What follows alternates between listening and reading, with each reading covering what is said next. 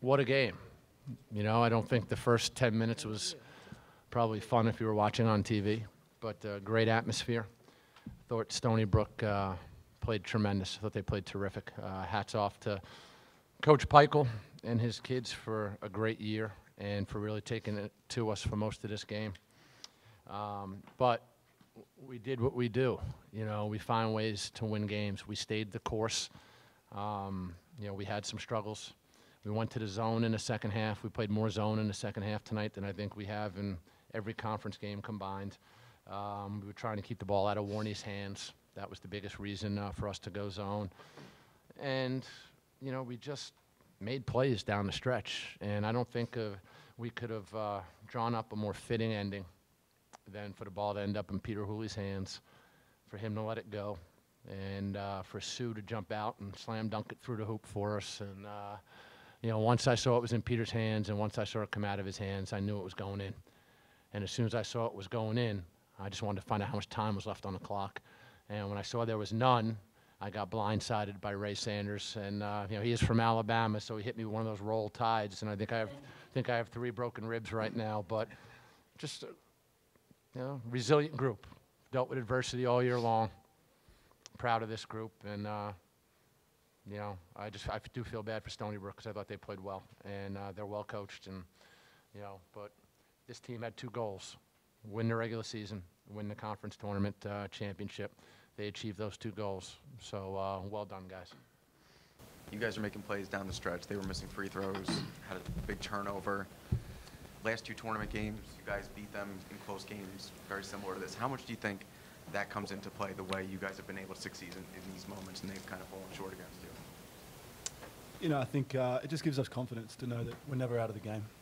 I don't think so much, you know, in previous years, because this is obviously a very different team to previous years. But we just know that no matter what the score is, no matter how long is left, we've always got a chance. And we just kept fighting, you know. I think the best part of this team is the way we've overcome adversity this year, whether it's losing our best player or being down by 7 with 90 seconds left. You know, we just find a way. It was just another hurdle for us to overcome. Hey, Sam, you were 0 for 7 in the first half. Was that the most difficult start to a game you've had this year? Unfortunately not, but you know, I think we just persevere. Yeah, I don't think it was sort of happening for any of us on offense in that first half, but we knew shots were going to drop. We knew we weren't going to have a second half like the first. So it's just all about persevering, and we just knew it was going to happen. Sam, can you talk a little about how you feel for Peter after everything he's gone through, to see him make a shot like that to send you to the NCAAs? Just proud, if in a word. You know, there couldn't have been a more fitting end. You know, you couldn't write this stuff. It's unbelievable to do it. You know, just within the game, it was unbelievable. But you take into account the context of everything that's happened. It's just beyond words. And I'm proud of him. I'm proud that he could do this for his mum, for his family, for the fans, for the team, for the coaches, for everybody. You know, this was just a perfect moment, and I'm proud to say he's my friend and my teammate. Peter, as soon as the game was over, it looked like a real emotional moment for you. Can you just kind of describe what was going through your head? I'm pretty sure Mike Rowley tackled me before anyone else could. And so, oh, Sam, sorry. They look the same. Yeah, so I was just celebrating for a while. It took a bit of a while to sink in what actually happened. And then, yeah, to win on your home court, it's amazing. I love these fans, love playing here. So to get all them surrounding you, it's what you dream of as a kid. And as I said, I'm so proud that these guys could get the job done, and now we can all go dancing together. I'm sorry, that did not answer your question whatsoever. I have no idea what's going on. No idea. No idea what's going on. Evan, you just seemed to be getting heated up when you had to commit your 5th foul, and the situation was that they were in the lead at that time. Talk about what you processed and what you saw and the comeback. I just seen a lot of fight, you know, in my teammates, really. Nobody got down. Well, I ain't gonna lie, I got down when I got to the bench. I was hurting. I wanted to be on the court with my team, but I couldn't. So I looked at all of them. I went in the huddle. I said, you know, we need a couple stops. Keep fighting. You know, if we lose, we're gonna play hard and lose, if anything. But Peter Hooley came up big, and it was just, you know, I can't even imagine, you know, going through what he went through. That's tough, you know, especially you're at school in the middle of the season. that's tough. But I think we owe him something. I don't know, a steak or something. I mean, we gotta get him something, some shoes or something. Hey, Coach Brown, the atmosphere, packed house, or just players.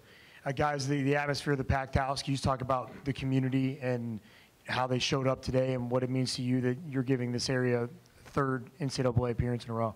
I mean, from my personal perspective, it's this community has embraced me as one of their own, and they've been there for me when I've fallen, and they've rode with the highs with me when I've succeeded, and I'm so glad I could give something back to them.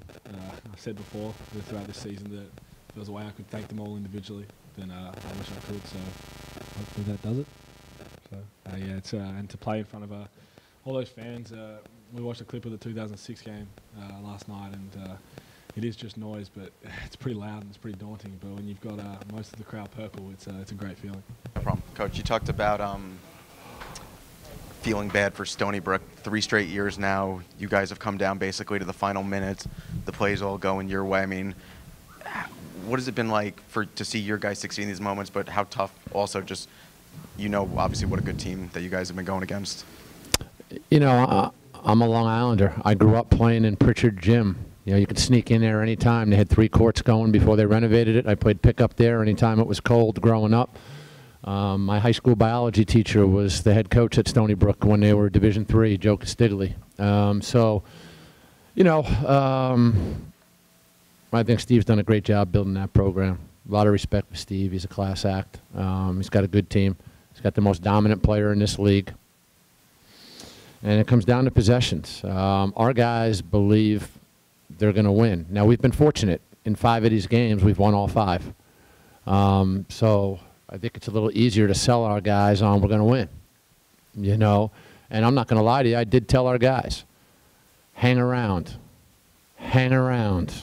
The later it gets, the more pressure there's going to be on them in the big moment because they're going to be able to feel it, taste it. I said, just hang around. We'll find a way. Stay the course.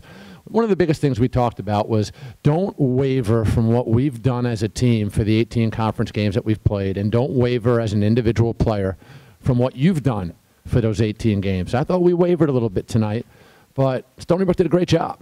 Great job. They forced us to go zone. I hate zone. Can't stand zone. But we had to find a way where they couldn't just come down and throw it into the big fella. Now, when you go zone, you got to worry about rebounding the ball. That was my big issue with the zone.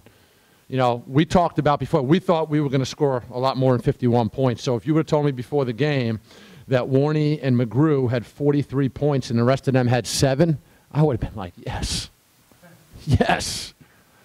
Because they can get theirs if you shut down the other 3 guys. Everybody worries about locking those 2 up. Well, if they get theirs, do a good job on the other guys. So we did a good job on the other guys. The problem is we almost lost the game. But for us to make 1 3, shoot 31% from the floor, and we only had 5 turnovers, which means we got a ton of shots. We just didn't make any. It just talks about the resilience of this group. We just stayed the course, and we scraped and clawed and fought, and the right guy got the ball at the end. There's not a better way or a more fitting way for this conference tournament to end from an Albany perspective than Peter Hooley knocking down a shot to win it all. Looking at the free throw situation, which you always take care of yourself, Yeah. The fact that you shot from the floor so poorly today, how big is that number you mentioned, 5 turnovers in winning this game? It's huge. We just got more opportunities to miss. Right? But see, here's the thing. I told my team at halftime, I said we missed 23 shots in the first half. We had 3 offensive rebounds. That tells me we're not competing at the level that we need to compete. You got to get more. We want to get between 35 and 40% of our misses. And 3 out of 23. It's not good enough. And then you look, we had 12 offensive rebounds in the second half. I think that helped us. When you're not shooting well, that gives you more opportunities to get shots. And we just hung around. We put Warney to the line a couple of times. They missed a couple free throws. And we kept attacking and attacking and attacking. But 5 turnovers, I think any coach in America right now would tell you before the game started, Coach, you have to have 5 turnovers in this game. Will you take it right now? I think every coach in the country would take that. That's a great number. I'm not sure the 42 misses is good, but, you know, we still won somehow. Will, after Peter made the shot, I mean, I know there was just very, you know, just microseconds left, but what was going through your head knowing that everything that he's gone through? Did you take a second? I wasn't worried about that at the moment, Tim. Not at Jeez. all? Were you worried about who was running in the 7th in Aqueduct? Not at all? You weren't? You didn't start thinking about What him am I right going away? to think about? You know what I did? I looked at the game clock. I wanted somebody to hit fast forward at the scorer's table. That's what I wanted. When did you start thinking about it? After Ray broke 3 of my ribs. I mean, I got hit by like an all-pro linebacker, it felt like. I mean, I've never played football in my life. I mean, I wasn't tough enough. I was an indoor sport guy. But, you know, Ray, he hit me once, and I'm like, then he hit me 3, 4, 5 times. I'm like, Ray, trust me, I play you more than the assistants would. Don't beat me up. You need me in the NCAA tournament game. God. So, I mean, honestly, I looked right at the score clock. I looked right up there, and I think it was 1.3 maybe, or 1.6. And, you know, I saw them inbound it to Purifoy, and then I was like, oh, no, because he gets baseline to baseline quicker than anybody in the league. You know, but I was at the scorer's table. It left Peter's hands, and I think I ended up in the 3rd row on the baseline. I just saw it. I'm like, holy, I can't say it on there. Holy, it's going to go in. And it went in. And then I wanted to see the clock, and just unbelievable.